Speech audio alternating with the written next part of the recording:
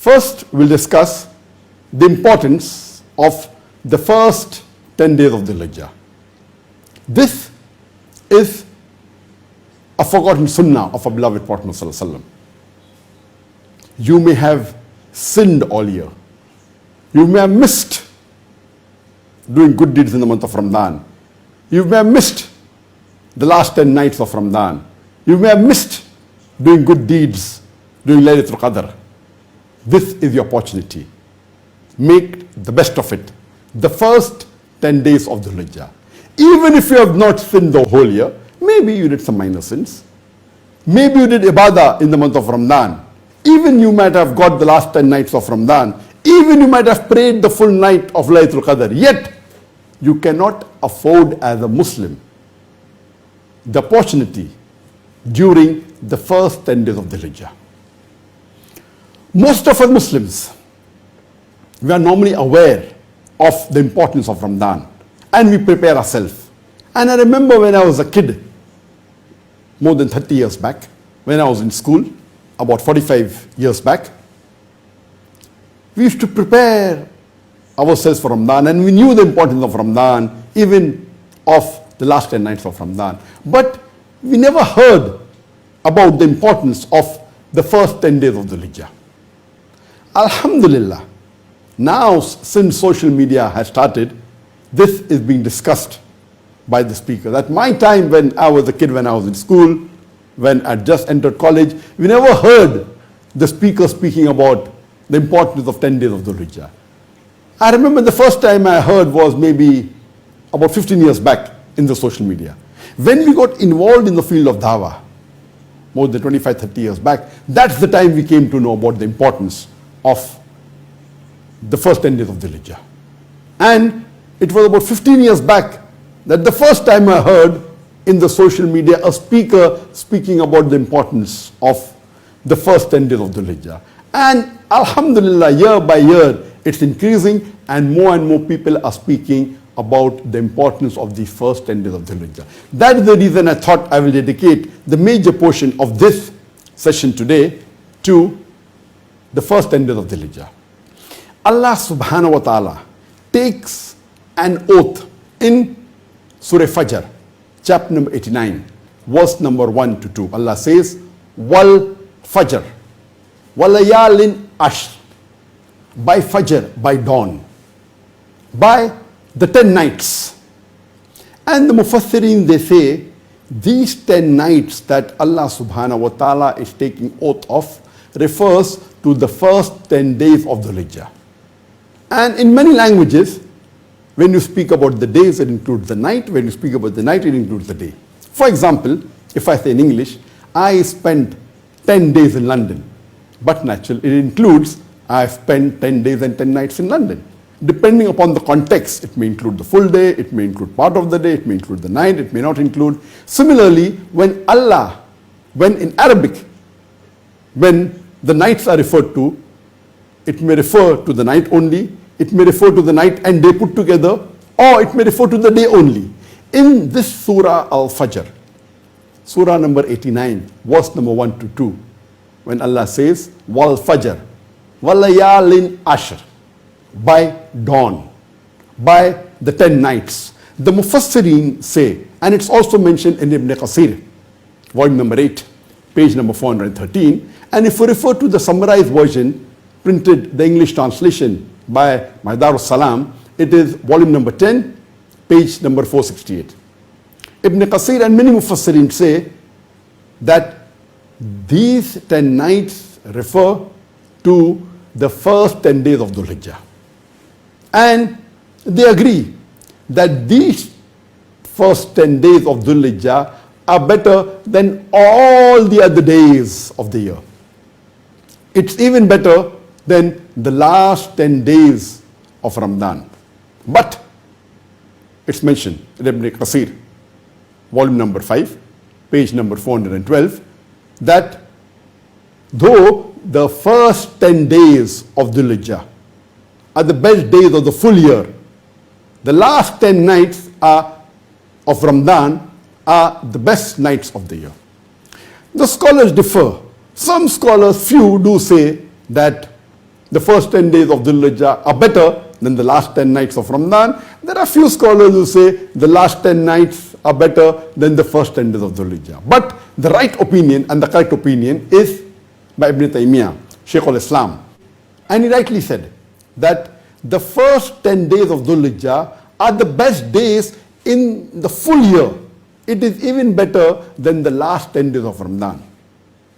But the last 10 nights of Ramadan, they are the best nights in the full year because it has the Laylatul Qadr. It is the best night in the full year. So the last 10 nights of Ramadan are the best nights because it has Laylatul Qadr. And amongst the days in the full year, the first 10 days of Dhul Hijjah are the best days in the year because it has the Yawmul Arafah, the day of Arafah. The second place where the Quran refers to the first 10 days of Dhul Hijjah is in Surah Al-Hajj, chapter number 22, verse number 28. Allah subhanahu wa ta'ala says that they witness the benefits which have been provided and they celebrate the name of Allah subhanahu wa ta'ala through the days appointed. Here, these days are referring to the first 10 days of Dhul Hijjah. And Ibn Hajar al-Asqalani, may Allah have mercy on him, he writes in Fath al-Bari that these first 10 days of Dhul Hijjah are the only 10 days in the full year where any Muslim can simultaneously perform all the 5 pillars, all the 5 faraid of Islam, if he wants to. Yes, he can implement on the Tawheed, he can offer Salah simultaneously together in the first 10 days. He can give zakat if he hasn't given, or give obligatory charity, or give extra charity. He can fast, and he can also perform Hajj. These are the only days in the full year where a person can simultaneously perform all the 5 pillars of Islam. It is mentioned in Sahih Bukhari, volume number 2, hadith number 969. Ibn Abbas, may Allah be pleased with him, he said that the beloved Prophet ﷺ said, there are no good deeds done on any other day better than done during the first 10 days of Dhul Hijjah, done during these days. And the Sahabas, the companions, they asked, not even jihad? And the Prophet replied, not even jihad, unless a person puts in danger his life and wealth in the way of Allah subhanahu wa ta'ala and does not return with any. That means he goes for jihad and he's martyred in the way of Allah subhanahu wa ta'ala.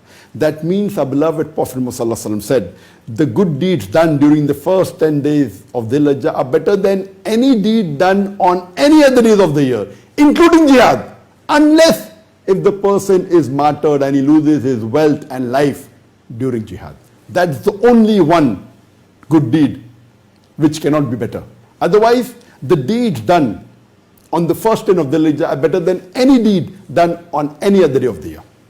And the same message is repeated in Al-Darimi, hadith number 1925, where it's mentioned, Ibn Abbas, may Allah be pleased with him, he said that the Prophet, peace be upon him, said that no deeds done are better, are more precious, are more important than the deeds done on Yawm al-Arafah. And the companion asked, not even jihad?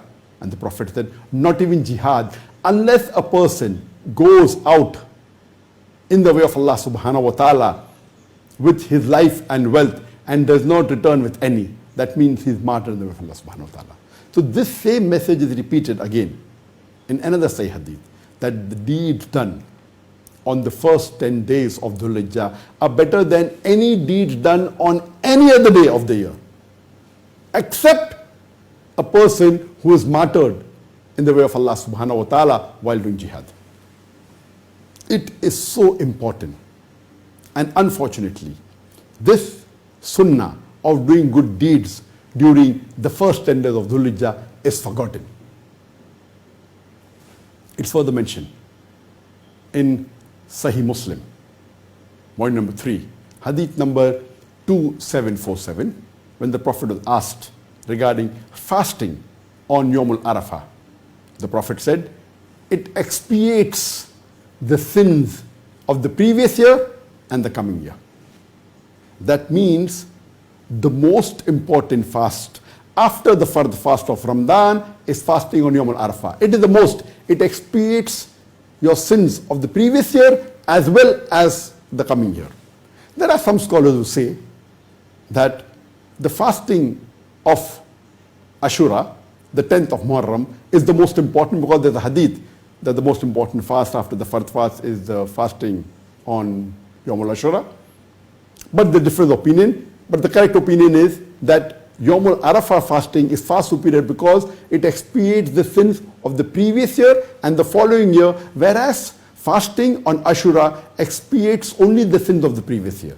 But there's unanimous agreement that these two fasts of Yawm al-Arafah and fasting on Ashura are the two most important fasts after the fasting of the month of Ramadan. It's mentioned in Sunan Abu Dawud, volume number 3, hadith number 2437, that the wives of the Prophet said that the Messenger of Allah fasted during the first 9 days of Dhul Hijjah and during Ashura and 3 days every month, the first Monday and 2 Thursdays.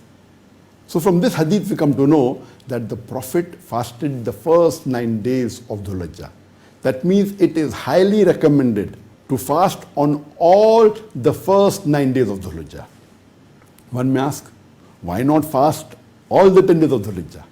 The answer is given in Sahih Bukhari, volume number 3, hadith number 1991, where the beloved Prophet said that he forbade fasting on Eid al-Fitr and Eid al-Adha, because these are the two Eids of celebration, of eating and drinking. So it is prohibited to fast on the two Eidain, Eid al-Fitr and Eid al-Adha. That's the reason we don't have to fast the first 10 days of Dhul Hijjah, though the first 10 days are the most important days of the year. We only fast during the first 9 days of Dhul Hijjah.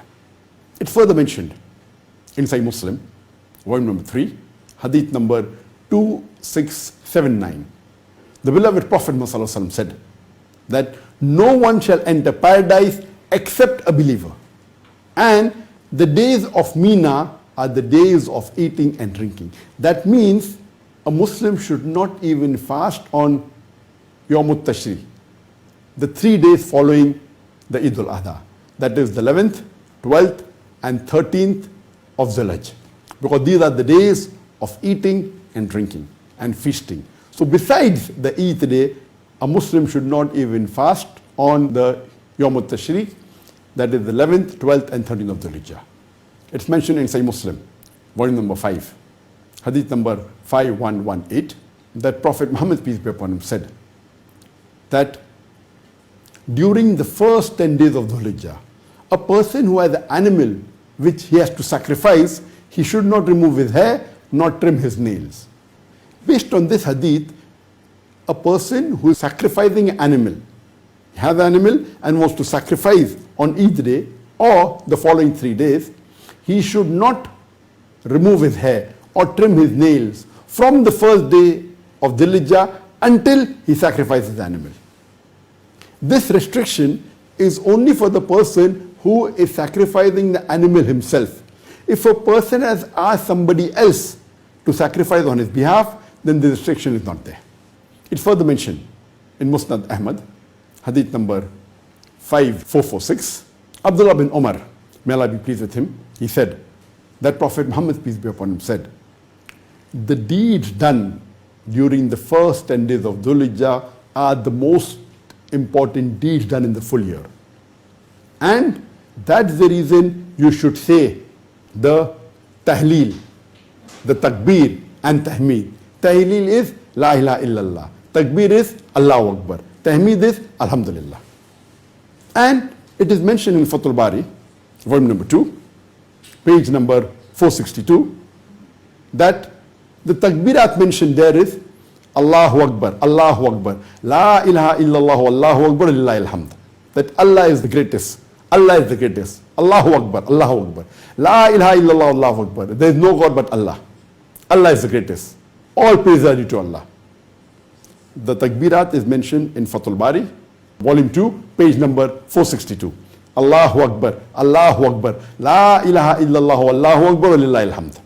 It's also mentioned in Sahih Bukhari, volume 2, page number 65, that Abdullah bin Umar and Abu Huraira, may Allah be pleased with them both, they used to go out in the marketplace during the first 10 days of Dhul Hijjah, and loudly they used to recite the takbirat.